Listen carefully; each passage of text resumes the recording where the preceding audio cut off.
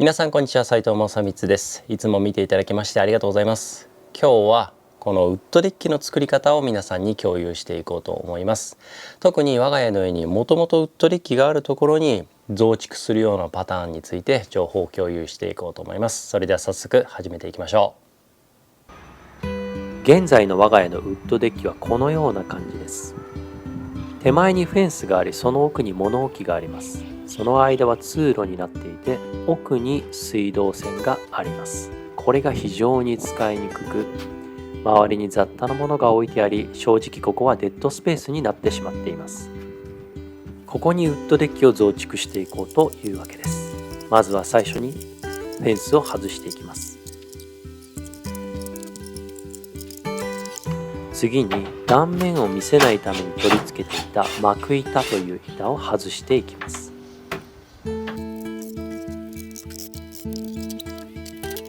これを外してみると、幕板と根太の隙間に水が溜まっており、一部腐っている木が見受けられます。これは想定外のことでした。このように手で触るとすぐにポロポロと剥がれてしまうような状態になっています。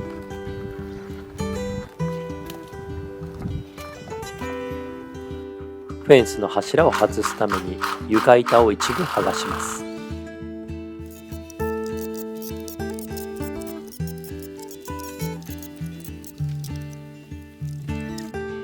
根太と柱のネジを外したいのですが、マジ？ここが抜けない。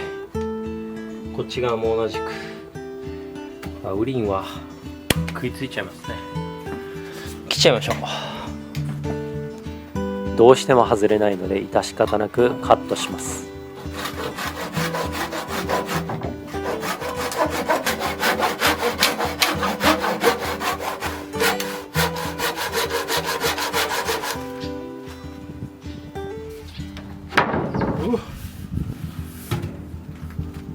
このウリンの柱は全く腐ってないというかノーダメージですね。でこっちの内側のサイプレスヒノキ、これ豪州のオーストラリアのヒノキなんですけど、これも全然大丈夫で、こいつもここを切った断面でいうとあんまりそうでもないんで、同じ木のここが腐ってるのはちょっとなんか理由があったかもしれないですね。まあでもいずれにせよこいつはちょっと取り替えましょう。一旦このちょっと床板をこのまま戻します。余計なものは片付けておきます。水栓も一旦外します。水栓の位置をウッドデッキの上に移設したいので、この配管が見えるように周りの土をどけてみます。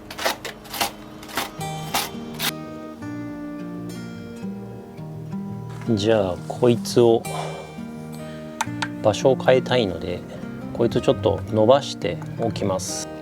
今から作業するのに邪魔なので、こいつをちょっと高く延長しておいて、最終的に別の場所に接続する。でこの排水も同じですね。ここから本来は切り離せばいいんでしょうけど、ここから一旦ここにもう一回つなぎ込む前提で、ここに砂が入ってしまわないように別のパイプをちょっと立てておこうかなと思います。でこいつは、この今持ってる新しいこのパイプをつないで、プラグをして止めておくと、線をして一旦止めておこうと思います。じゃあ切っていきます。カットにはパイプソーという専用のノコギリを使いました。こんな感じでここが離れましたね。これを今から接続していくんですけど、この買ってきたパイプってここがこう面取りされてるんですよ。わかりますかね。きっちり面取りされてるんですよ。で反対側は面取りされてないんですね。こうやってピンピンなんですね。でカットしたら当然こうピンピンになりますよね。でこうなるとこうピンピンの状態で今からこれを接続するわけなんですけど、ここに接着剤を塗るんですね。でその接着剤がピンピンで、こちら側にも接着剤を塗るので、接着剤を塗ったものが角バリがあると、そのバリで拭われてしまって、接着剤を拭ってしまうんですね。だからきっちり接着ができなくて水漏れの原因になります。なのでカットした断面は、きちっと面取りをして、それからつなげましょう。サンドペーパーで接着面をきれいにしておきます。できますね。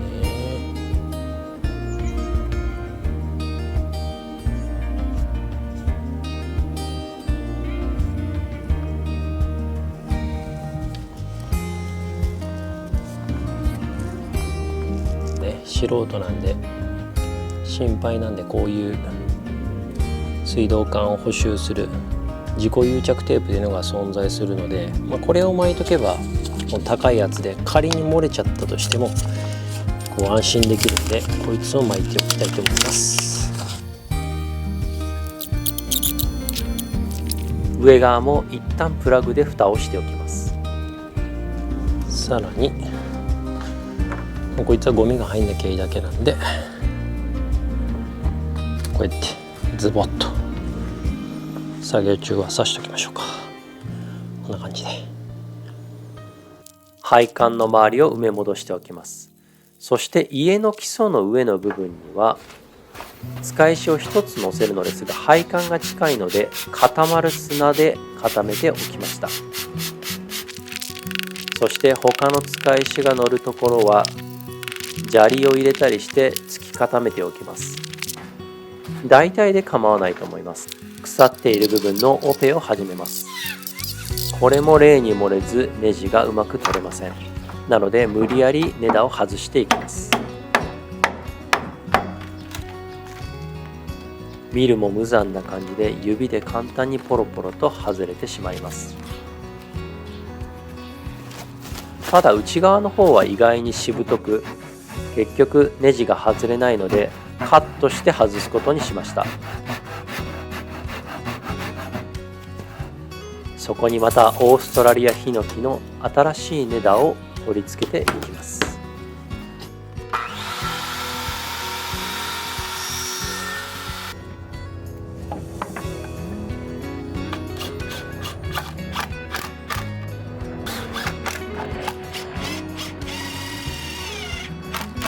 使い石をおよその位置に並べておきます。今回はこのようにいい加減な柱をたくさん使って一つの柱にかかる力を分散させる構造で楽に作るというのがコンセプトです。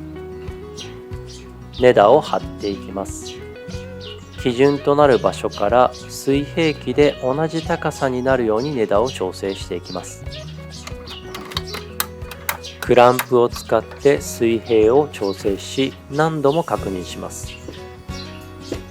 基準の高さから水平が出ているか、ネタそのものが水平に取り付けることができるかというのを何度も調整していきます。確認が取れたら柱に対してネタをネジで留めていきます。取り付け途中、それから取り付け終わった後にももう一度確認しておきましょう。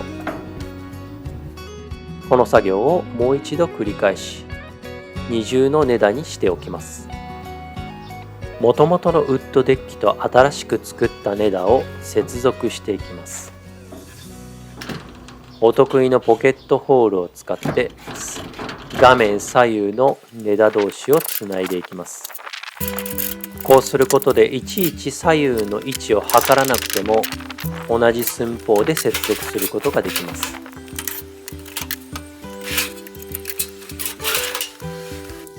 一連の作業を繰り返しネタを延長していきます。このやり方をやることで柱の位置はあまり気にしなくてよくなるのが非常に楽なポイントです。そしてポケットホールでの接続は思った以上にがっちりと強力なものになりました。同様の作業を繰り返してネタを作っていきます。この後は元あったウッドデッキと接続するわけではないので、根絡みと呼ばれる柱同士を接続する板を使いながらネタを取り付けていきます。このように基礎が完成しました。ネタを付け替える時にできた床板の傷や柱がなくなった部分をきれいにするために少し床板をカットして新しい床板を貼ることにしました。この白い線に沿って床板をカットしたいと思います。丸ノコの刃の高さは根太を傷つけないようにほんの少し浮くような形で丸ノコでカットを進めます。丸ノコが苦手なので見事にずれました。横着をして丸ノコで切ったのですがうまくいかなかったので、床板を1枚ずつ少しずつ浮かせながら手ノコでカットしていきます。とても面倒な作業ではありますが、床板をすべて剥がしてもう一度貼ることを考えれば、ずらすだけでできただけでもありがたい話です。カットが終わった床板の断面は面取りをしておきます。次に貼る材料と正確に厚さが同じというわけにはいきませんので、必ず段差が発生します。それを見越して新しく貼る床板にも面取りを施しておきます。そして角は落としておきます。こうすることで裸足で歩いた時の足触りが必ず変わってきます。怪我防止のためにも必ずやっておきましょう。さあ、ここまで来たらあとは床板をどんどん貼っていくだけです。以前の床板と新しい床板はぴったりとひっつけてしまうと夏冬で伸びたり縮んだりするので干渉してしまいます。少し隙間を空けておきましょう。そしてネジで留めるときは必ず下穴を開けましょう。でないと割れてしまうことがあります。ここからは床板を貼る作業をひたすら続けていきます。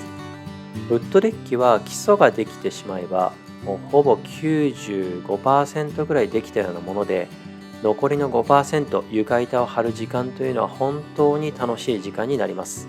達成感を味わえる最高の時間です。そして子供が途中から手伝ってくれて、邪魔しているのかよく分かりませんが、楽しい時間を一緒に過ごすことができました。皆さんも一緒にウッドデッキを作ってみてはどうでしょうか。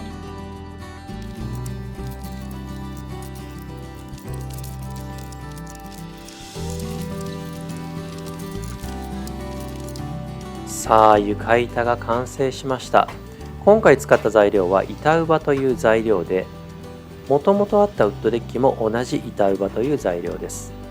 元のウッドデッキは完成から9年経っていますが、全くのノーメンテナンスでこの状態です。新しいウッドデッキ、多少デコボコしてしまいましたが、うまく接続増築できたと思っています。端っこはご覧の通りですが、ご愛嬌ですね。